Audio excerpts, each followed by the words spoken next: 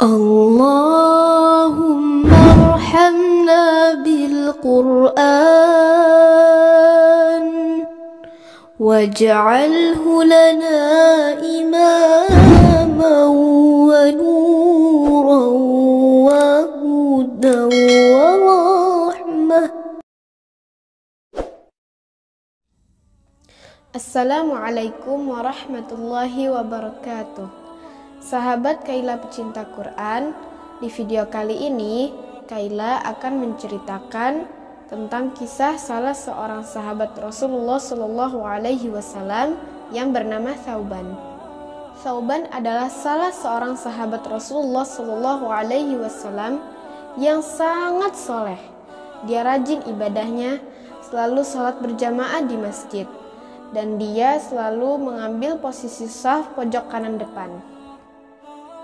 Dia mengambil posisi saf pojok kanan depan itu niatnya bukan ingin mojok, tapi bagaimana supaya dia bisa lebih khusyuk ibadahnya dan tidak ingin mengganggu jemaah lainnya. Karena biasanya posisi saf pojok kanan depan itu dia tidak banyak bersinggungan dengan jemaah lain sehingga bisa lebih khusyuk ibadahnya. Pada suatu ketika saat sholat subuh berjamaah, Thauban tidak datang. Lalu Nabi Shallallahu Alaihi Wasallam pun menunggunya. Dan Rasulullah Shallallahu Alaihi Wasallam menanyakan kepada para sahabat yang lain, kemana Thauban? Namun pada saat itu tidak ada yang mengetahui kemana dia. Itulah salah satu bentuk perhatian Rasulullah Shallallahu Alaihi Wasallam kepada para sahabatnya. Dari sekian banyak sahabat yang ikut sholat berjamaah, apabila ada yang tidak hadir walaupun satu orang, beliau pun mengetahuinya. Nah, apa yang terjadi sahabat Kaila?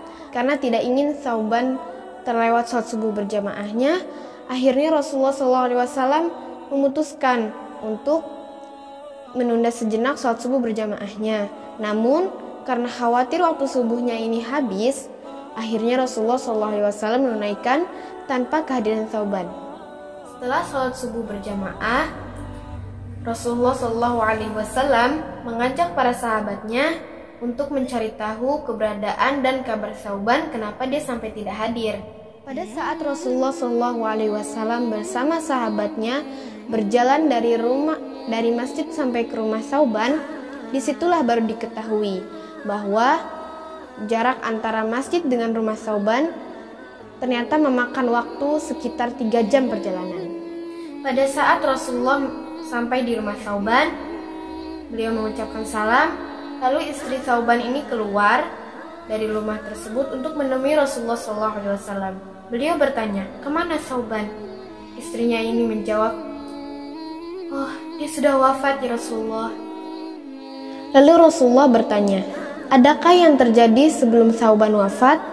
Lalu istrinya ini menjawab, sebenarnya tidak ada yang istimewa, namun dia mengucapkan 3 kalimat yang saya tidak memahami apa maksudnya. Apa saja itu? Lalu, katanya Rasulullah. Lalu istrinya ini menjawab, yang pertama dia bilang, aduh kenapa tidak lebih jauh lagi. Yang kedua dia bilang lagi, aduh kenapa tidak yang baru. Yang ketiga, aduh kenapa tidak semuanya.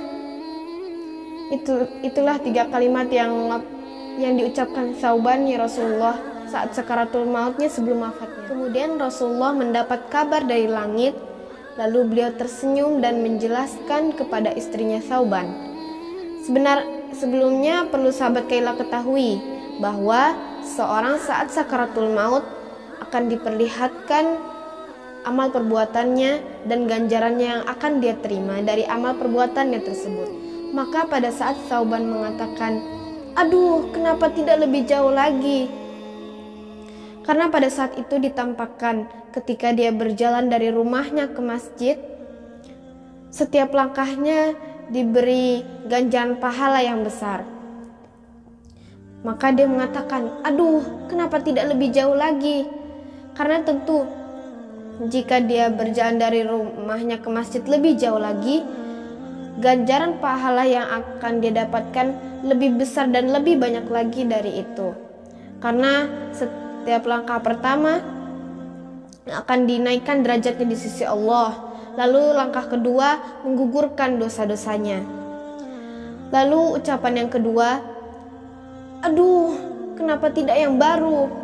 Karena pada saat itu ditampakkan juga ketika dia berjalan untuk sholat berjamaah di musim dingin, dia biasa menggunakan 2 buah pakaian. Yang baru dia pakai di dalam dan yang lama dia pakai di luar. Pada saat di tengah perjalanan, dia menemui ada seseorang kedinginan. Lalu dia memberikan pakaian lamanya yang dia pakai di luar kepada orang tersebut agar tidak kedinginan. Maka saat itu ditampakkanlah ganjaran pahalanya dari apa yang dia lakukan pada saat itu. Maka dia berteriak, aduh, kenapa tidak yang baru? Karena tentu bila dia memberikan pakaian yang baru, ganjaran pahala yang akan dia dapatkan lebih besar dan lebih baik lagi dari itu. Lalu ucapan ketiga, aduh, kenapa tidak semuanya? Karena Thauban terbiasa bersedekah, memberikan banyak sedekah kepada orang lain yang membutuhkan, lalu sering berbagi dengan orang lain, maka ditampakkanlah ganjaran amalnya juga saat itu. Maka saat itu dia berteriak, aduh, kenapa tidak semuanya? Karena tentu kalau dia memberikan semuanya pada orang lain yang lebih membutuhkan, maka ganjaran pahala yang akan dia dapatkan lebih besar lagi dan lebih baik lagi. Jadi ada penyesalan dalam diri Thauban. Bayangkan jika salah seorang sahabat Nabi saja masih menyesal dengan amal perbuatan yang sudah banyak amalnya, masih menyesal dengan amal perbuatannya karena merasa belum optimal. Bagaimana dengan kita yang mungkin masih sedikit amalnya? Jangan sampai setelah meninggal kita memohon lagi kepada Allah, ya Allah, kembalikan aku ke alam dunia agar saya bisa berbuat baik dan beramal soleh. Bayangkan sahabat Kaila, jika zaman dahulu belum ada kendaraan, sepeda belum ada, motor belum ada, mobil pun juga belum ada. Dan pada saat itu keadaan masjid masih sangat sederhana, dengan alasnya tanah, lalu tiang-tiangnya batang pohon kurma, dan atapnya daun-daun kurma.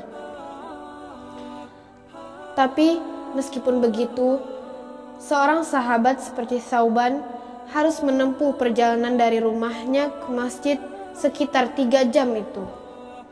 Dan para sahabat rela menjenguk sahabat mereka walaupun dengan perjalanan sejauh itu. Dari kisah Thauban yang inspiratif ini, kita bisa ambil pelajaran agar kita lebih semangat lagi untuk beribadah dan beramal soleh. Termasuk diantaranya sholat berjamaah di masjid bagi laki-laki dan saling membantu kepada orang lain yang membutuhkan, serta lebih banyak lagi untuk bersedekah. Semoga Allah Subhanahu wa Ta'ala memudahkan niat baik kita itu ya sahabat Kaila. Amin, Allahumma amin. Wassalamualaikum warahmatullahi wabarakatuh.